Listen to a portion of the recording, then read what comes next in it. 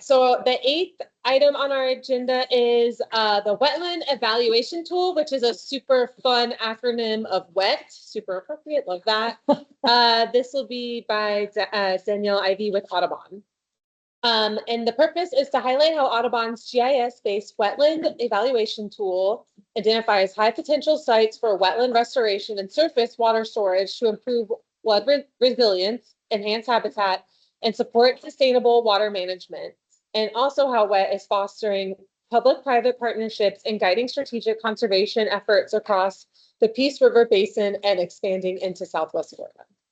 So the CC&P connection is, this relates to Hydrological Restoration Action Plan 3.2, which is to support implementation of projects to reestablish and protect wetlands and hydrologic watersheds and other projects to build or remediate flowways, barriers, and water storage that mimic and restore natural flow conditions necessary to support healthy ecosystem function and account for anticipated stressors.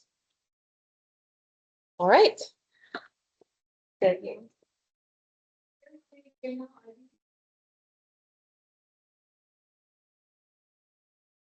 I'm going to talk to you about evaluation. And it's funny, I'm looking at this, and everything in here is exactly what we're trying to do. So I think that is something we really help to understand. Let's see what we got. So a little bit of background why Audubon is really helpful. A lot of time. WET is a GIS-based decision support tool to help agencies and landowners find areas suitable for hydrologic restoration, wetland restoration, and recharge. And historically, Florida has probably just bring their way into solutions. If you want to have cattle on the range, you just put a ditch and drain it. If you want to put your house over here, you cut a ditch and drain it. That has allowed more than 20 million people to be in the state. As David Borean, I love the state. I'm glad that people want to come to the state, but that excessive draining has caused a lot of problems, such as downstream flooding. Just because it's not going to affect you does not mean it's not going to affect somebody down the flowway. Maybe 100 years ago it didn't, but it's going to affect somebody with some kind of loss of recharge. We all know Florida is historically at a really flat flood. And so when the rainfall hits the landscape, it's supposed to move slowly. This allows a lot of the sandy solids and other particulate matter, nutrients to fall out of the water columns. And you don't also allow it just to sit, it can't infiltrate into the aquifer. Water shortages, we hear about this all the time, we need more water, we need more content about it. Why are we sending it? Sorry. Why are we sending it downstream and not holding on to it? Not holding on to it on the landscape. Nutrient amplification. I liken this to if you've ever been to a water park and you go down a slide, somebody stops you, then you can go, stops you, then you, the other person can go, because at the end you have a bunch of bodies just trying to get out of that pool. And this is what happens with nutrient amplification. You have all these nutrients that are moving too fast. Once they get to a stopping point, like the estuary, now you have an overabundance of nutrients. Habitat loss, we all know that if you build your house on a wetland, you've lost that habitat, but also think about hydrological alterations. So if you are changing the hydrology even just a little bit, you have an open water marsh, and now you're flooding it, you don't have the same habitat. But conversely, if you alter the hydration and now you have a woody wetland, it's not going to hold so much water, and it's not going to give the same benefit of habitat that it previously did. And ecosystem services, these are the things that wetlands are doing for free. So you have climate moderation, fragmentation, carbon sequestration that we're losing out. Now, most of my work has been done in the Northern Everglades. We work very closely with the South Florida Water Management District. But I live in Cold County. And so you can see on the right-hand side, all of those pink areas are ditches and canals. And then you can see it. Right on here. Oh, yeah. Okay, I don't know if you can see that. That's the Peace Creek. a little sub-basin right there, actually Polk County's doing some work in there, trying to find water storage projects. But we also have a long history of phosphate in here, and that really alters the landscape and hydrology. Okay, so this was, I made a mistake on this, and I'm gonna be upfront because I tried to change it and I did it last time, so. This is Wetland. What I meant to say here was not normal monthly average. What I meant was from June to October in 2023, they got 30.47 inches of rain. And then at the end of 2024, in that same time period, they got 62.65 inches. That is an amazing amount. They got 11 inches in one day during the month. Where do you put all that water? And so this is not unique. I'm not trying to pick on Lakeland. I just happen to live there and I happen to take these pictures. So this is not unique to Lakeland. These happens all over the state where we get these big rain events, and they're becoming more and more prevalent. So here in this wave car, the reason I have this is not only to show that the car's in the water. This was an elderly gentleman. And so not only did they have to like push his car out, but now they have to make sure that he was doing okay. First responders are already somewhere else. So, you know, it becomes a little more hectic. And then you have wastewater discharging into your stormwater system. So again, this happens a lot in certain areas. And then Kissington Springs, I lived in Polk County for almost 10 years. It was 3 years ago I heard about it. I had never heard of Kissington Springs. Has anybody else heard of it? Okay. So this was actually a hit happening place apparently a while ago. You can tell by bank suits. I think this is but this was the place to be in Bartow. This is it now. In the 50s, it just stopped flowing. It was a second magnitude spring. That's a lot of water, and it has to do with the overwhelming of aquifers. There are people right now who are trying to work on getting this back up. Hopefully we will. And then the benefits of wetlands. Again, all of this is not stuff that's new to you. It's just a reminder of why we're doing what we're doing as well. You have stormwater retention, erosion control, flood protection, water filtration, habitat augmentation and improvement. And then you also have this. And I think we tend to forget sometimes the recreational value that you can put on wetlands as well. So I go to Circle B Bar Reserve in Polk County quite a bit, and the slice of life that I pass, I either hike or ride my bike, but I pass people that have children that are just pushing their stroller, to people who have these huge lenses, these huge cameras, they're chucking us through, taking pictures. So, and it's always packed, always packed. There's the human part of this as well. And if you have a wetland situation you can also allow for recreation, it allows people to see what value it is to them. You know, it's we know why it's value to them, but sometimes we have to also offer it. So tornado wetlands is another one. Wildlife drive on the poplar. There's plenty down here that are the same. So that's one of the reasons that Audubon wanted to look into providing this decision support. So the red outline is the outline of wetland. We actually started in the Central Florida Water Initiative area that has 5 counties and 3 water management districts. And you can see most of it was, we also expanded into the Lake Okeechobee watershed, everything north of the lake. One of the reasons that we did this specifically in this area is because we are working closely with South Florida Water Management District, and they are requiring up to 1 million acre-feet of storage in the Northern Everglades. I think they're at about 70,000, so they still have a long way to go. So we thought, how can we help them find this storage? And not just them, we're trying to also work with Southwest Florida, with St. John's. And I'll explain why we're really working with South Florida in a minute. But this is just a decision support tool to allow agencies and landowners to find areas they can restore And we can reduce flood risk, improve water quality, support aquifer recharge, and enhance habitat. There's 4 data sets that we took into account when we came up with these priority areas. We took it to our consultant, so we still really do, so it's great. We'll use these 4 data sets: land use, soils, hydrography, and topography. Under land use and soils, you'll have attributes, and all of that is descriptors that say it's agricultural lands, it's development, it's commercial. And with those attributes, we gave a score from 1 to 10. So what's the most desirable gets 10, what's least gets 1. So obviously your agricultural lands, conservation lands, those would get an 10, your development lands would get 2. Soil. Because we ran 2 models, we ran surface water storage and we ran aquifer recharge. We ran 2 models, so your surface water storage, the poorly drained soils would score high, and then conversely, the well-drained soils would score high for recharge.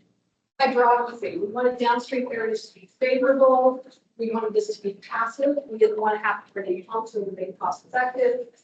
So when we're talking about the hydrography, yes, downstream areas should be deep, right? But we have the Lake Wales Ridge in here, and so it had to come up. We had to pump water, so we wanted to make sure we had that as a factor. And then topography, yeah, water goes down that section. So the scoring. This is when we took all of them combined, after we took gave them scores, we realized that land use and soils were a little more work, so we gave those a multiplier of 2. And all that means is that your land use and your soils, the highest score they could get would be 20. Hydrography and topography, the highest score they could get was 10. So you have a total possible score of 60. What we did is anything that fell between 50 and 60, we gave a project permission. And we have a minimum of 50 acres. Now, when we first showed this tool to, say, the Orange County, Seminole County, our minimum parcel size was 400 acres, and everybody was sort of like, this doesn't work for us. So we took that feedback, we went back to the drawing board, and now it's our smallest split size. So this is the interface. It is not public facing yet. You do have to contact me if you want to see it. But it is an ARC dashboard, so it opens up in ARC Maps. It's very user friendly. I'm sure most people here would use ARC Maps. Over here, you have a widget that opens up. You can see the legend. Right now, I have priority 58 and above. That's our highest priority. And then we have 3 different size classes. So that if you're a municipality, and you know that more than likely you just want to look at things that are 50 to 200 acres, we can just turn all those on through the We want it to be as flexible as possible. Then you come down, you have all of your different layers, and you can change your base map. So then we can highlight a polygon. That's, I highlighted this one. It'll open up this pop-up window, and it will give you a unique polygon ID number. It'll tell you how many acres is in that polygon. This one is almost 1,200. It's at 1195. And then you're the managing agency of CI Big Circle Bar, because I wanted to show you how much information was given. Now, because our tool does not differentiate between public and private lands, we do not have the private landowners names in here. It's not public facing, but we still don't want any landowner to feel like we're singling them out or calling them out. But we go over here, all these parcel ID numbers are every parcel that intersects this. It gives you the just value. How many acres? Now, this is how many acres a parcel does, not how many acres touches the polygon. If it touches even by 0.1, it will show up here. And there's a link for that. And then the just value per acre. So if I'm a municipality or cities and I'm looking for storage opportunities, if I see this, I'm like, wow, this is pretty big. Yeah, this is great. It's right here in the lake. But then I come over here and I see that all of these are individual landowners. More than likely, that's not the first place to go and start projects. I don't want to work with this many landowners right now. Right, I'm looking for the lowest hanging fruit. Maybe in the future. Or conversely, if the per acre value is too high, maybe that's not for, even though there's only one owner. Maybe that's not the first place you're going to look for a project. This is just a desktop exercise. Once you find where you're interested in, then you go do your ground truthing and all of that. But say I did decide that this was something I wanted to pursue, I can go here, download this to an Excel spreadsheet, go to the corresponding property appraiser, and get all the information I need.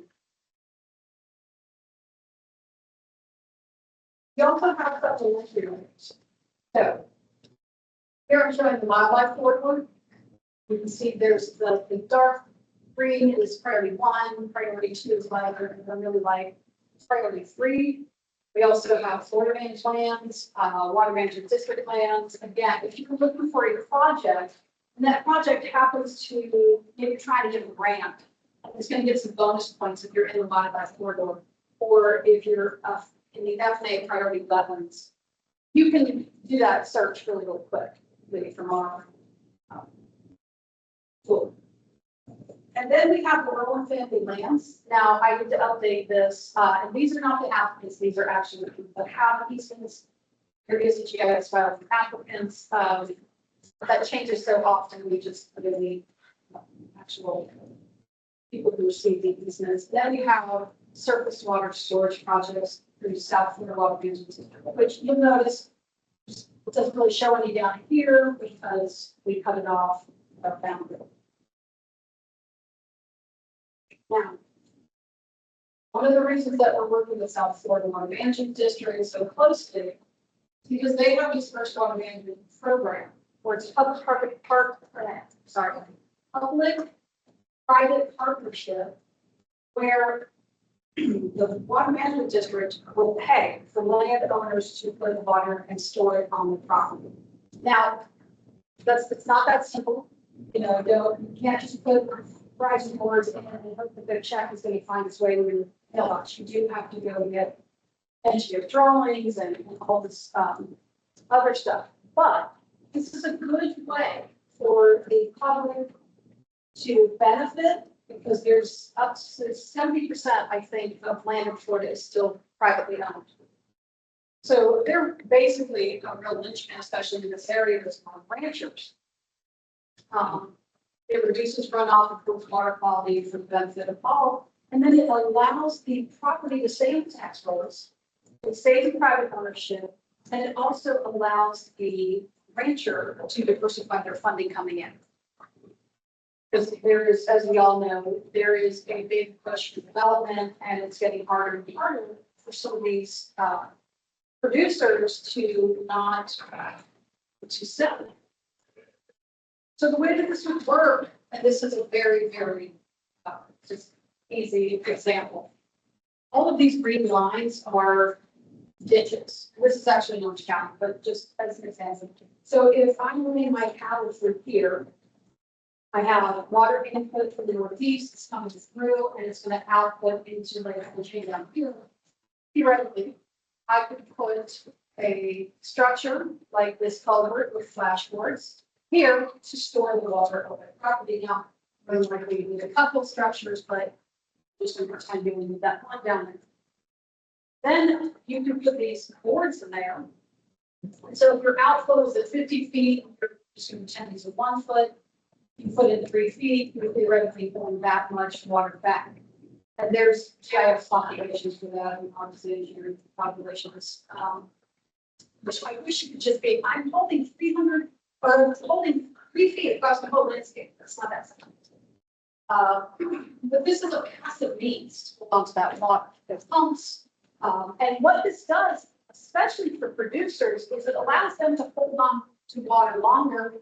This makes maybe the pasture grass better, and also holding on to water longer when you're going into a drought or into the dry season. So this is just a graphic that South Florida has that shows the 1 acre foot. And this is the Hardin Family Range in Osceola County. So you can see we have red and yellow polygons all over this. So this was a good proof of concept for what we were doing. The lime green blocks are the Hardin Family Ranch footprint, meaning the footprint for the project. So they provide 3,100 acre feet of storage annually, and they have signed a 10-year contract. Now, here's the fun thing about this part of the contract. The contract, you do not have to have an easement. You have to keep the structures in for those 10 years. At the end of 10 years, you can pull those structures out if you don't want to do it anymore. So Florida, that is in the contract. My understanding is that when this project started in 2006, that the amount of people re-signing or renegotiating contracts was 95%. But also my understanding from producers is that most of the time it's a 5 to 10% decline in animal units. So you could have 5 to 10% animal units less to sell right now. Apparently, cattle's pretty. This will remove 800 pounds of nitrogen, 1,100 pounds of phosphorus a year. And so the average payment, I do not know what the Hardin Family Ranch is getting paid. That was negotiated with them and the Water Management District. But the average is $150 per acre foot. So it's the Hardin Family Ranch, that would be $465,000 annually. That is a really big number to a ranch. Now, I don't know if there's any land managers in here or if there's anybody who has a ranch. It is very, very expensive to manage land. It's very, very expensive to manage everything. Things are breaking down all the time. There are expensive fences. So this is a way to keep the rangers solvent. They have this much money that they know every year they're going to get. So if they want to in 3 years, I'm going to have to buy a new tractor. I'm going to have to build a pole barn or make some other improvement. They now have that funding. It also helps them to negate some of the pressure to sell to developers. Okay, so we're expanding into the Southwest Florida, and for a few reasons. One, we do have Portuguese Swamp Sanctuary down south. We're interested in CWI, and there's 43 square miles of wetlands that were lost between 1996 and 2010 in the Big Cypress watershed. That's a huge, huge amount.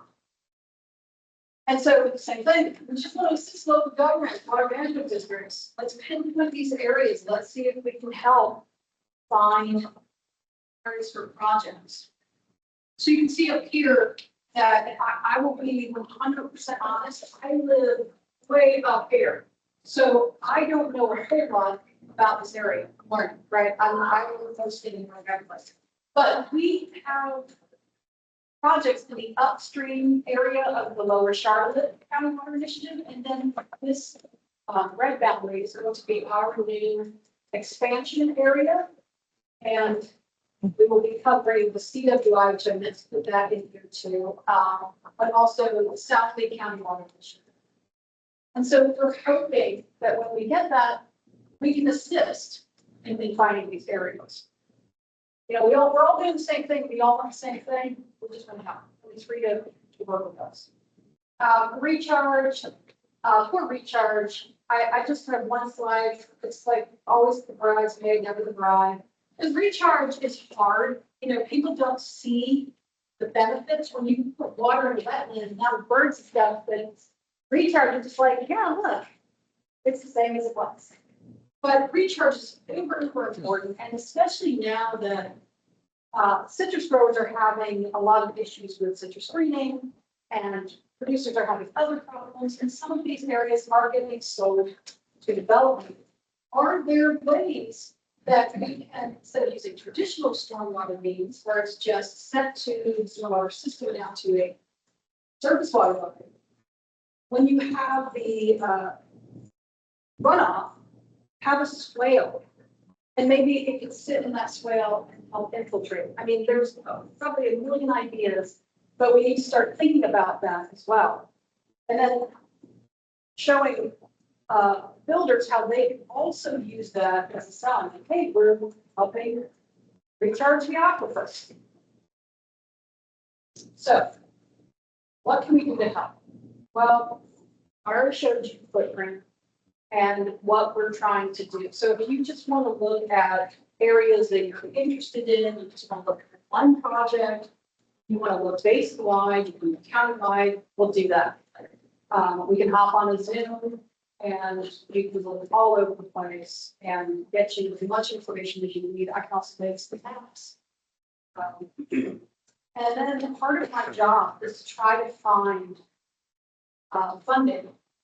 And so right now, I know the state of Florida has the 319 funding out, and there's another one that is escaping. But there's a lot of funding out there, and I don't know everything. But if I hear about it and I have already talked to you and they're like, oh yeah, that would be very interesting, I send it your way. I've been doing that for a lot of Seminole County. We've been working really closely with too, and I've been sending them, hey, look at this in the back. I want to be a help. So the next steps, well, my dream is to try to get other water management districts to look at a PES model.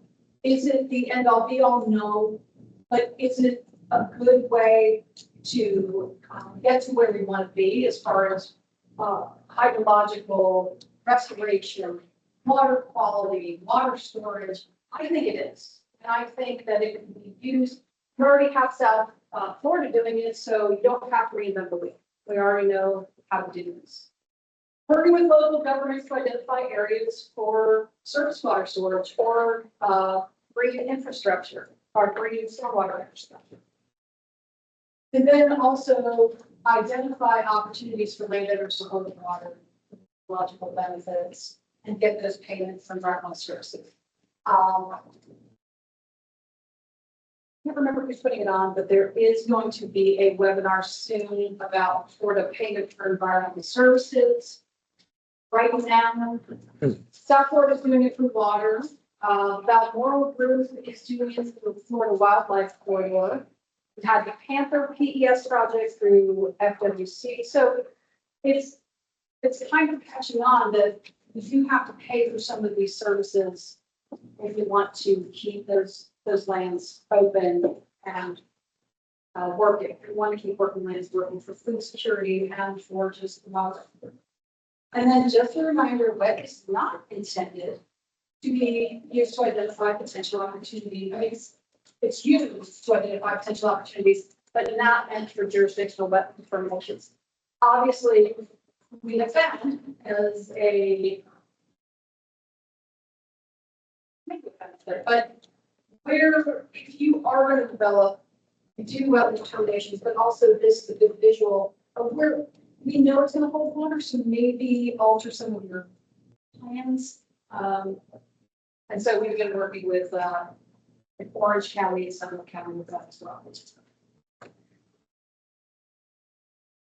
with that, if you have any questions, I love this picture. You guys can see the flounder in there. Oh my God.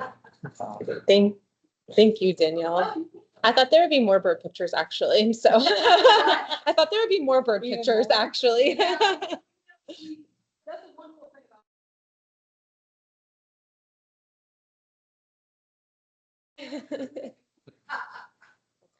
about Questions? What's the smallest piece of land that you guys would want to work with? there is no size limit. So let's say that you have a piece of property that's, I don't know, 100 acres, okay, or even let's say 20 acres. And no, let's say 100 because I only have 50 acres. And part of the polygon slops over onto your property. We would want to work with you, but in order for it to be self-contained, we'd want a pretty decent piece of property. Now, one of the things that we're working on, I must say this. Okay, so Audubon has partnered with Archibald, Ducks Unlimited, Island Soil and Water, and South Florida Water Management District, and we received funding from the Department of War for the Avon Park Sentinel Landscape, and we have funding to do 3 projects, okay? And one of the things that we do realize is that these small landowners, so we're talking maybe 200 acres, 50 acres, they feel like they're getting left out. We notice that, right? And we're trying to do big things, big bang for your buck. But if you have neighbors that would like to participate too, then yeah, let's do it. Contracts can be made for, and here's the thing, when I say this, I say it with the confidence that I don't have to do that, right? So contract can be made for everybody. That's a South Florida water management thing. Or if Swiftmud decided to do it, or the county decided to do it, you know, whether you do the PES and you do those contracts, I don't think there's a limit. That, kind of answer that? It does. And so piggybacking on that, who pays for the engineering and the control structures? So let's ask that. That's why South Florida Water Management District has had problems getting a PES program going. That's why they only have 70,000 acres. It's because as a landowner, I have the opportunity to make that much money. But I have to go out on my own, get engineering plans. That might be what, $50,000, $70,000. And then I have to go to the Water Management District and apply and hope that I get some sort of compensation back. And the water management district might be like, well, no, I don't think it back. I don't think they would, but so the funding that we have gotten from the Department of War, we have funding to help with those costs. And Ducks Unlimited actually has some engineers that work with them. And so that's what we're trying to figure out, how to make it easier for landowners to do this. Because it's a big burden to put on the landowner. And the thing is that a landowner may not need to do that, right? By the time they do need to do it, it's a little too late. So we're trying to figure out the sweet spot. The NRCS, are they able to help you with the design? So NRCS, I'm not sure that they will. FDEX can help with some of it. So they have that PMP cost share. And so we're also relying on some of their funding to help with those costs. And what I'm trying to do now is when I do talk to landowners is if you are going to use the PMP cost share, let's do it in a way that if down the road you could hold water. Let's do that because I worked with a landowner. He had a PMP cost share because his culvert blew out, and it was where we had his road, and it's not easy to move the roads. So he did it, but it's so far down slope that even if you put flashboards in there, it wouldn't hold water. So next time maybe we do that, but can we also put structures in farther up? So, yeah. Yes. Can you go back to the slide that shows where you intend to expand the wet tool? So I guess I understand the red boundary. I kind of wanted to understand a little bit more about why you are limiting to that boundary. Is that red boundary above where you ended the last one? And why not join those and then cover the Lower Charlotte County, well, we call it the Lower Charlotte Harbor Watershed Initiative, that yellow area where we're doing a lot of hydrological restoration projects as well? So these two soon. We had a funder who was interested in the CWI and interested in Corkscrew Swamp Sanctuary.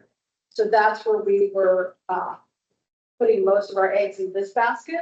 I'm hoping though that in a little bit we may have additional funding and then we can, because I would love, to be quite honest, I would love to go all the way up like to Tampa. But that is an idea that we have for down the road. Just a follow up, just so you're aware, the CHDP funded the hydrological modeling for the South Lee County Watershed Initiative, the blue area. We funded that. And then we also funded the integrated surface groundwater modeling for the Lower Charlotte Harbor Watershed Initiative in the yellow area. So we've done a lot of work in that area, both the blue and the yellow. And we're happy to share that information with you and maybe collaborate. We would love to see that, you know, be expanded to encompass the yellow and so that we could get both of those areas addressed if possible. Yes. And that's the thing is, it's interesting because we're all trying to do kind of the same thing. Our tool is really I don't want to say simplistic, but we're not doing a lot of like hydrological modeling. We're just trying to look for those areas. So when we already have areas that have done that and there's overlap, we just have the extra oomph that, yeah, this should probably be an area that we should look for a project. And that's what appeals to us is like the extra oomph. Because even yesterday we were out with a developer who's developing a big chunk of the area in the yellow. And you know, and it is a critical piece that we need to build a flowway that would connect from a reservoir that's being built over to some tidal creeks that need some additional flow. So it would be helpful to have you all reinforce that need through your own channels. And if we can, you know, collaborate with you to do that, let us know. So we're actually working with small right now. The conservation strategy, where should we look for water storage? Where should we look for greenway linkages, all of that? And they hired Stetson to do modeling on a program called Marcian. And what he did, Dr. Evans, is he actually then got with us and he had a little bit of funding left. He purchased Seminole County data from us. And so again, this is just a, hey, look, Marcian not only said that, but now Audubon showing it as well. Mhm. So I think that's the way that we can assist each other. Like, all right, everybody's saying that this is an area that we should look, not just me. So, yeah. I'm the state agent for the Fish and Wildlife Service for Blackface. And I see this tool as being important for identifying opportunities for wildlife, particularly black rails. Yes. Particularly the geography that you've already done, Hispanic geographies. We consider that patient towards species specific.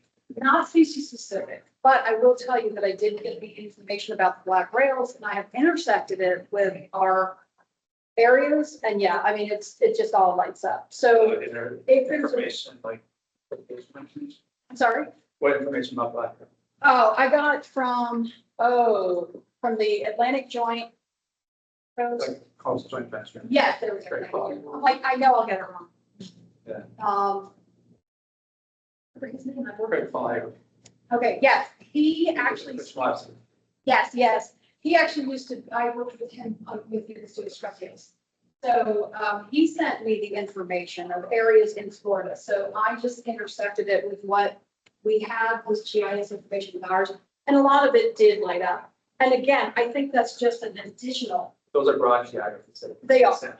There's in your current geography, very site-specific actions that we can identify, both with regards to action to management and time, like what type of situations and stuff like that, for the black rooms. Yeah. And my office, both the coastal program and our partners, Fish and Wildlife, can help in doing some of that, like okay, makes sense. coordination with private landowners. Yes. And yeah, there's. And one of the things that I do, you know, when I was young and first getting into this, you know, conservation, you always, I used to think that hunting was bad. Obviously, I got into conservation and I realized that the hunters are one of your main, they want the same thing. They want healthy wetlands, they want game. And same thing with the ranch lands, like they've seen it degrade and the ranchers want it back. And so if there's a way that we could do that, and even if it's species specific, I think that would be good for them to know. So, last question, Mark. It's okay. You mentioned about what management did. So you familiar with the farm program that Swift runs? You know what? I don't think, because I know I've talked to St. John's about theirs, and I was looking into, Smithland is a little harder for me to crack and get into, because I always end up getting the wrong people when I talk to them. So Yeah. if you have information, I'd love it. Yeah, our farm section, they do BMP cost share Oh, yeah. work, and mostly that's targeted towards precision agriculture, that kind of stuff. But I see the PET as not speaking for them directly, but a potential expansion area for them. But Yeah. I mean, we just want to just make sure that we're assisting in any way that we can. And so if we could find Swift Mud, we can help them. They're going to help with cost share. We can help them get a landowner, and then someone else is going to pay for the PES. yes, that's right. Yeah, hooray. Then I've done my job. So. All right, well, thank you. Thank you.